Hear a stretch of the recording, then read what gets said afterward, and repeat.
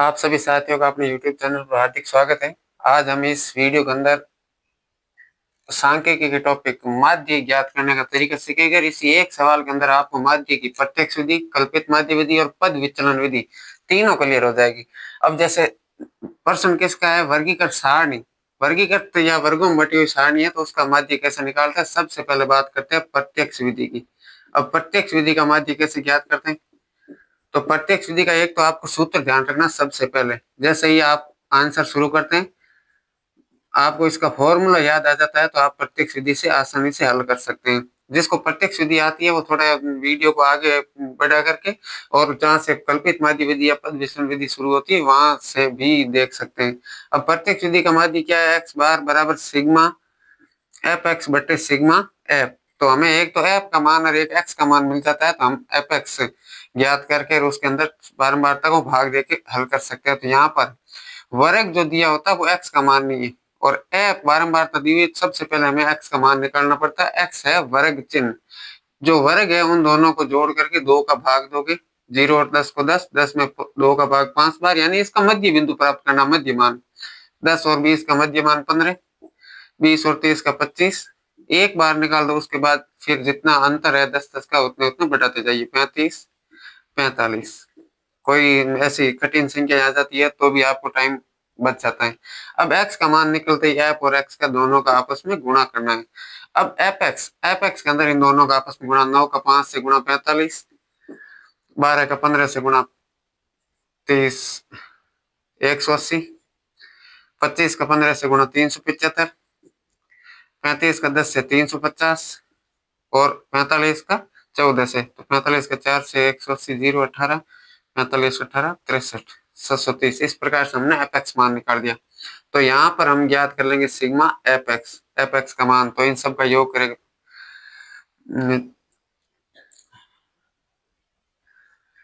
8 4 12 7 19 24 25 27 27 1 हासिल 28 7 3 9 3 12 13 14 15, यानी मिलेगा 1580।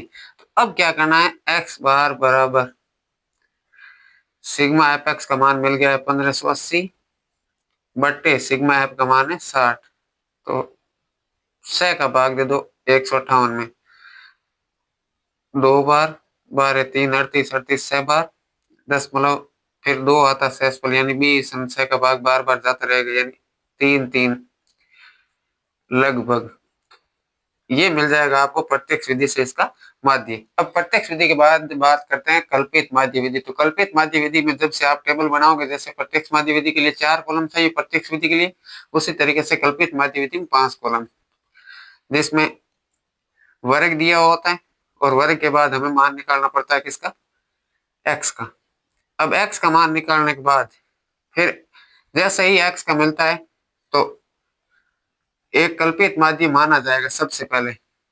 अब कल्पित माध्य किसको मानोगे, एक्स के जो मान है उनमें से किसी एक को, और आसानी या सुविधा के लिए हम बीच वाली संख्या को मान लेते हैं एक्स में से। जैसे सबसे बीच में 25 है तो हम यहाँ पर मान निकालेंगे किसका, डी का, और डी निकलेगा x माइनस 25। तो सबसे पहले ऊपर लिख देना कल्पित माध्य कितना माना है, 25।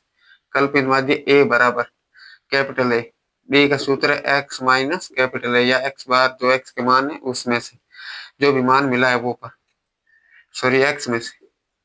अब ए का मान आपको मिल गया तो ए को घटा लीजिए, तो 25 x में से घटाना है, 5 में से 25 घटाओगे माइनस के 20, फिर 15 में से 25 घटाओगे माइनस के 10, 25 में से 25 0, 35 में से 25 घटाओगे प्लस के 10 और प्लस के 20। तो इस प्रकार से आपको किसका मान मिल गया, डी का। अब डी का मान मिलने के बाद अगला कॉलम है एफ और डी का आपस में गुणा। अब जैसे देखो आप विधि ज्ञात कर रहे हैं कल्पित माध्य विधि, तो जैसे ही आपने उत्तर के अंदर लिखा कल्पित माध्य विधि द्वारा माध्य, सबसे पहले तो आप कल्पित माध्य मानोगे ए, और उसके बाद सूत्र क्या हो जाएगा, ए प्लस सिग्मा एफ डी बटे सिग्मा एफ। तो यहाँ से आपको इसका पैटर्न पता चल जाएगा। एक तो हमें डी का मान निकालना है और डी निकालने के लिए किसका याद रखोगे, जहाँ डी है वो x माइनस ए के मान से प्राप्त होगा। तो x में से ए को घटा लिया, x 5 में से 25 घटाया, 15 में से 25 घटाया, इस प्रकार से ज्ञात कर लिया। अब वो एफ और डी का गुणा करना है, यानी एफ और डी का आपस में गुणा। तो जैसे -20 का 9 से माइनस के 180, 12 का -10 से माइनस के 120, 15 का 0 से 0, 10 का 10 से 100, 14 का 20 से 280। तो इस तरीके से आपने मान निकाल दिया एफ डी का। अब यहाँ पर आपको ज्ञात करना है सिग्मा एफ डी, एफ और डी का जो गुणनफल आया है उसका योग। तो योग करने से पहले माइनस माइनस को अलग जोड़ लो, जैसे 180 120 हो गए माइनस के 300, माइनस के 300 और प्लस के अलग जोड़ लो, प्लस के हो गए 380। तो कुल मिलाकर के हमारे पास इन दोनों को योग करना है, तो माइनस के पास एक 300 है, प्लस के पास 380, तो प्लस के पास ज्यादा है, कितने ज्यादा 80। अब यहाँ एफ डी का मान मिल गया, तो सीधा उत्तर निकालना है एक्स बार बराबर ए की जगह लिखेंगे 25, जिसको कल्पित माध्य माना है वो, और सिग्मा एफ डी की जगह 80, 80/60।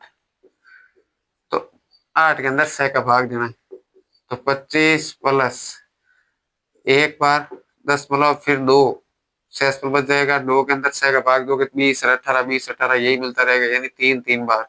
तो कुल मिलाकर के योग आ जाएगा 26.33। और यहाँ पर भी लगभग ये हो जाता है कल्पित माध्य विधि से इसका माध्य। अब कल्पित माध्य विधि के बाद बारी आती है पद विचलन विधि। पद विचलन विधि से एक ही सवाल को करना है तो कैसे करोगे? वैसे टेबल अगर ये नहीं मिटाते हैं, मतलब एफ और डी का ज्ञात करने के बाद अगर किसी एक ही प्रश्न के अंदर दोनों विधियों से हल करना होता है, तो आप आगे यहाँ पर यू का मान निकाल लो, फिर एक कॉलम और बढ़ा करके एफ यू का गुणा कर लो। और यदि टेबल वापस बनाते हैं तो प्रत्येक विधि के लिए 4 कॉलम थे, कल्पित माध्य के लिए 5, और अब की बार हमें 6 कॉलम चाहिए।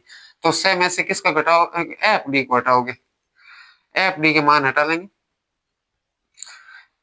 और यहाँ पर कल्पित माध्य विधि के फॉर्मूले के अनुसार चलेंगे। तो अब कल्पित माध्य विधि का सूत्र, सॉरी पद विचलन विधि का सूत्र क्या है? तो पद विचलन विधि से माध्य एक्स बार बराबर सूत्र है ए प्लस सिग्मा एफ यू बटे सिग्मा एफ, यानी एक यू का मान निकालना है, यू के बाद एफ का गुणा करके और माध्य निकालना है इनटू एस। अब यू का मान कैसे ज्ञात करते हैं? तो यू जैसे ज्ञात करते हैं वो है डी बटे एच। जो डी का मान आपको मिला है उसके अंदर वर्ग माप है उसका भाग दे दो। जैसे माइनस का 20 मिला है तो उसके अंदर वर्ग माप कितनी प्रत्येक की 10 है, तो 10 का भाग देना, यानी डी के अंदर बटे 10 लिखना इस सवाल के लिए जो भी वर्ग माप है। तो 20 के अंदर 10 का भाग दोगे माइनस 2 बार, 10 में माइनस 1 0 1 2, इस प्रकार से आपको किसका मान मिल गया? यू का। अब यू का मान निकालने के बाद अगले कॉलम के अंदर एफ और यू का गुणा करना है। जैसे यू का मान मिल जाता है एफ यू, फिर से बारंबारता इस कॉलम का और इस कॉलम का आपस में गुणा करना है। तो 9 का -2 से माइनस के 18, 12 का -1 से माइनस के 12, 15 का 0 से 0, 10 का 1 से 10, 14 का 2 से 28। इस प्रकार से आपको किसका मान मिल गया? एफ यू का। अब इस कॉलम के अंदर आपको करना है सिग्मा एफ यू का गुणनफल। तो एफ यू का गुणा करेंगे तो उसके लिए क्या करेंगे? अब